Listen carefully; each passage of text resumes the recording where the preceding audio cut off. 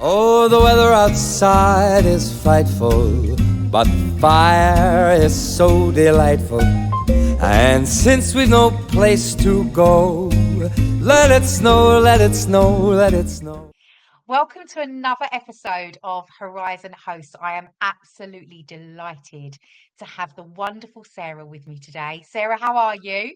I am good, thank you. It's all a bit chilly and miserable outside, but it's nice and warm in here. So yeah, I'm good, thank you. That's wonderful. Welcome to Herizen Hosts. I know you are a very busy woman, so we are so delighted to have you with us today. It's great for you to be here and for our community to get to know you a little bit more.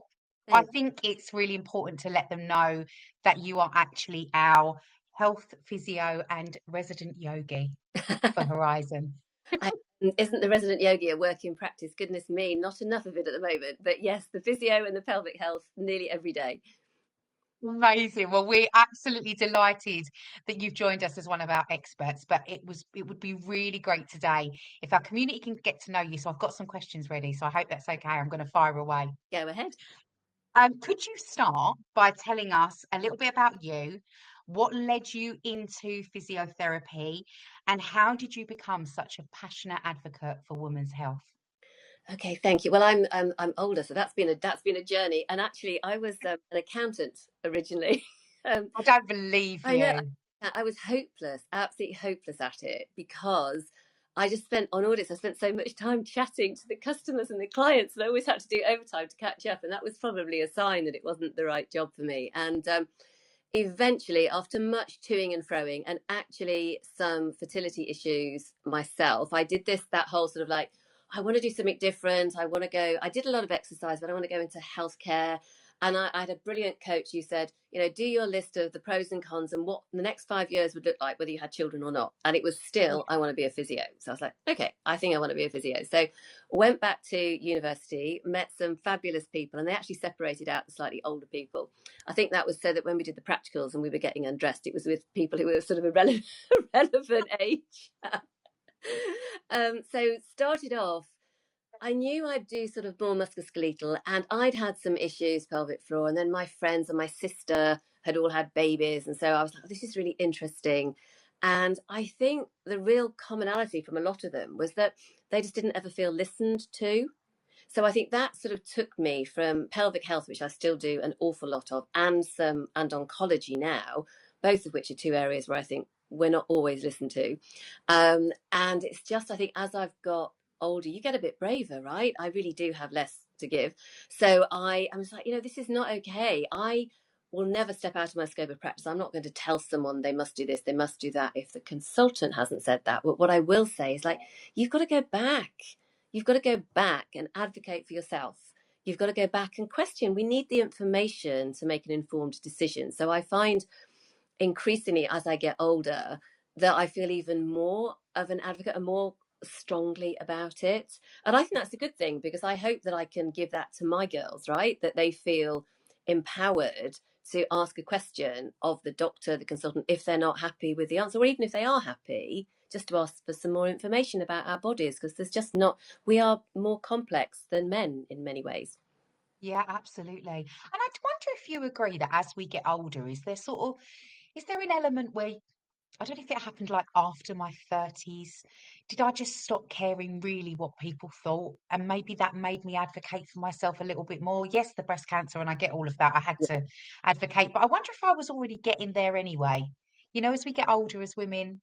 I think absolutely, and I think there's a lot when you go through menopause that is not great, and there's a lot when you go through menopause and breast cancer that is not great, right? But we can emerge from the other side, and there are some positives, and that feeling of like, nope, I'm going to say it. I would never be horrible. I'd never be cruel to anybody, but I'm going No. to stand up for myself, and I'm going to say it. And if I can help other people do that, absolutely. If I was known as the physio who's just a pain in the ass because she writes letters to say we need more information, I really don't care, because my patients need that information. So there's definitely that thing, isn't there? As you get older, you mind less what people think of you, and I think that's just us stepping into our power, because we're going to spend a long time post menopause. So Yeah, yeah, absolutely. Or our second spring, as you yeah, called it, which when I read that the other day, I thought, you know what? Yeah, Absolutely. Because it's not about not aging, and I think that's the real thing at the moment. It's like, oh, longevity and how to not age. I thought it's not. I don't want to not age, and I would have no wish to be 21 again at all.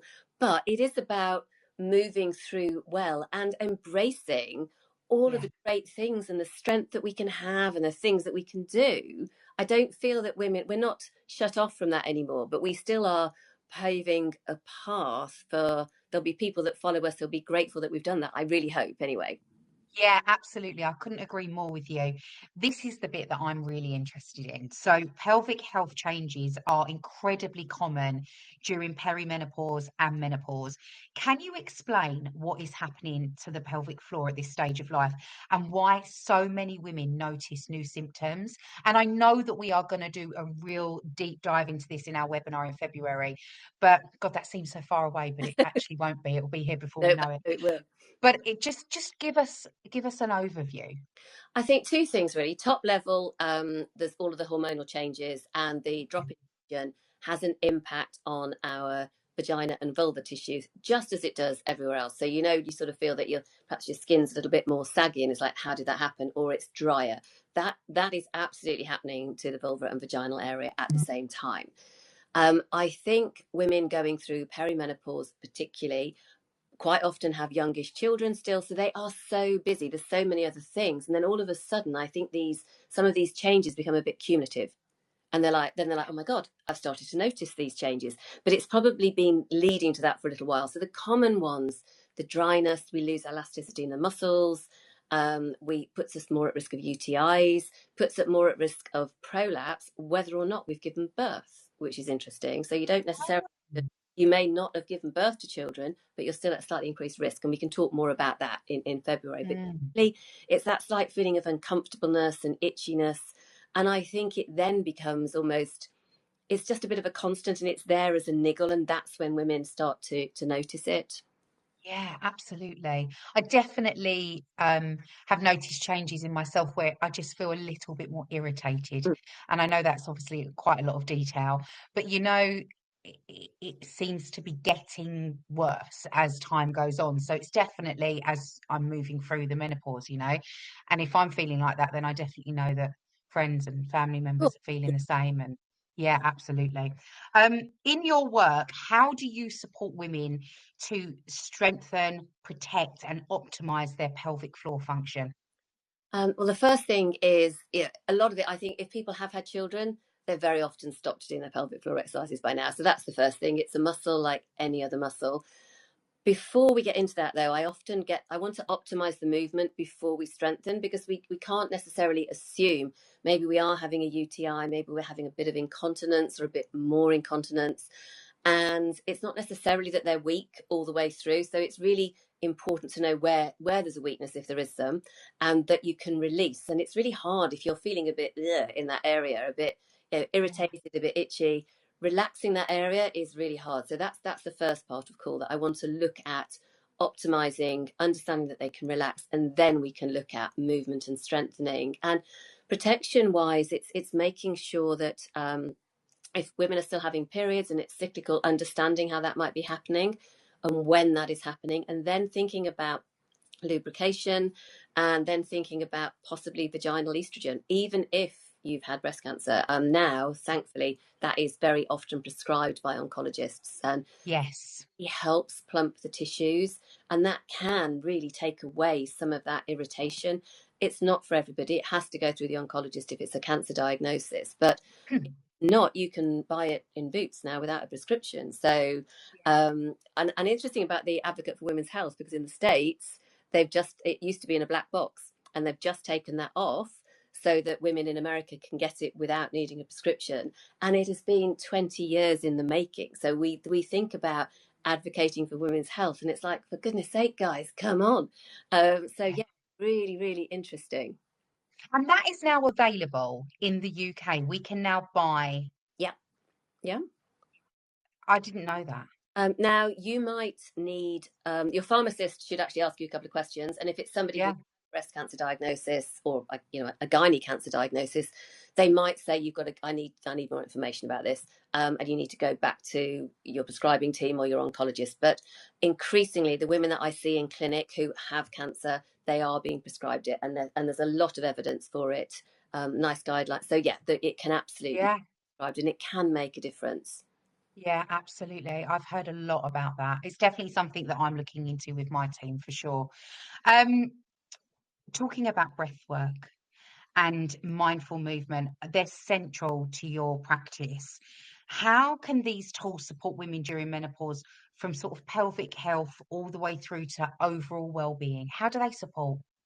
And so I think, it's not about absolutely prescribing you must do this amount of yoga or you must do this amount of breath work. I think it's that menopause, perimenopause occurs at a really stressful time for women. We're balancing so many plates, and sweeping generalization, but I don't talk to many women who don't do most of the home admin, even if they have a significant other.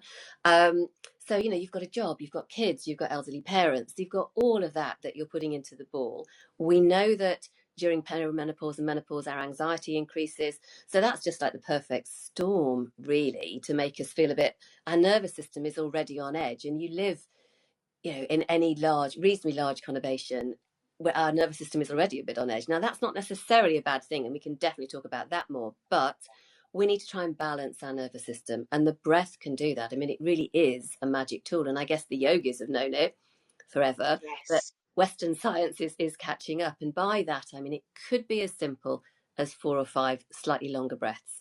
It's definitely noticing where your breath is. It doesn't mean you have to sit and meditate. You can do it when I would say one of my best meditations, if that's the thing, is walking the dog, because I have my phone not on it. So, I have a little habit. I get up in the morning, make a cup of coffee, sit on the sofa, literally 4 or 5 breaths with the dog comes and sits next to me before I check my phone. Do I do it every day? Of course not. I'm not trying to add complexity into women's lives, but it really helps balance the nervous system a little bit. And then there is the huge link between our diaphragms and our pelvic floor diaphragm. So if I'm trying to optimize movement, I want that breath moving. So those two already start to feed into balancing the nervous system, just giving us a pause in the middle of the stress to go, actually, am I feeling anxious? Can I calm this back down? And then start to move forward. But that movement, that then combines with our exercise. We can make our exercise more effective because we've got the breath a little bit re-engaged.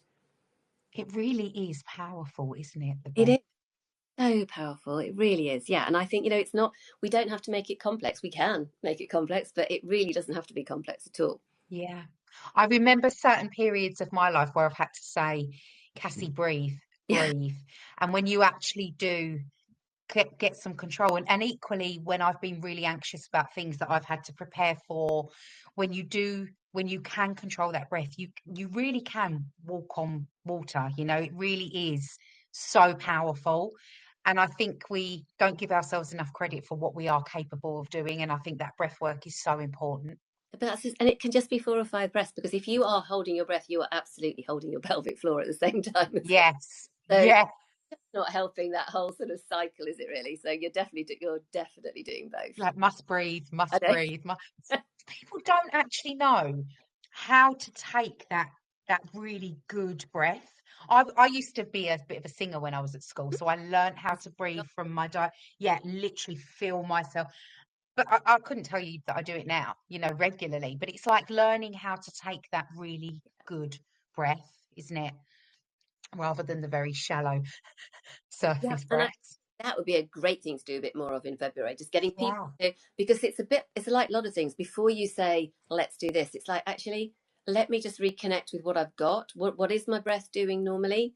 Then I can decide where to move from that, rather than forcing it on somebody until they've started to work out how their breathing is. And just bringing that awareness back to it is half of the battle in terms of just balancing things down a bit. I really love the way that you explain things. It's my simple brain and it really works for me. So thank you so much. I'm sure our community will be very grateful. I just, we don't have to put it in all of this. It's a good job that when you're talking to patients, you don't always give it the true anatomical name. So I'm a bit like, oh, come on. Because I think it has to be how someone can understand. And it's not because the people we're talking to aren't clever. It's just No. their area of expertise, right? So let's make it Absolutely. accessible for people. Yeah. I could talk to you for hours. And we've already got to the last question. I And can't believe how quick this has gone. It's been my quickest one. I'm like, oh my goodness. Last one, and I'll let you go. Why did you decide to join Herizen? We are very happy for you to be a part of what we are trying to create here with our movement, what we are creating here with our movement. But why did you decide to join Herizen? so I'd seen some of the information come through, and I guess I do tend to look at things to do with menopause and what's out there, because anything that I can use or sort of direct patients and clients to support them.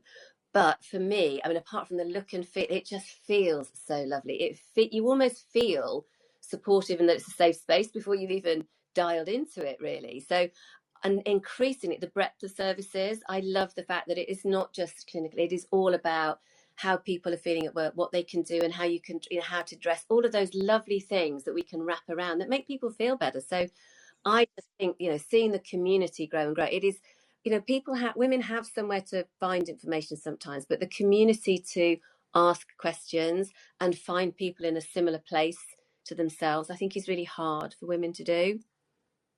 Yeah, and I really feel like we're creating that space within Herizen. I know that Laura and I both feel we just don't want women to continue to feel unplanned and unprepared, and that's what I think. If we can just keep building Herizen the way that we are and adding these so interesting. I'm learning so much, and I know that our community feel the same way because we're getting that feedback. So I am so excited for our webinar. I wish it was sooner than February, but we are both very busy, so We I can't get you on any earlier than that. December will be done, won't it? December will be done before you know it. It's a blink, and It will, absolutely. Well, listen, thank you so much for your time, Sarah, this evening. It's so wonderful that our community get to meet you first. And then when we do the webinar, we'll be able to answer loads of questions. It's going to be so educational and informative. And I know that they're going to get so much out of it. So thank you so much for your time. And we will speak to you again very soon. We will. That is brilliant. Thank you so much, Cassie. Take care. Thank you. Bye. Still goodbye. But as long as you love me so, let it snow, let it snow, let it snow. Oh.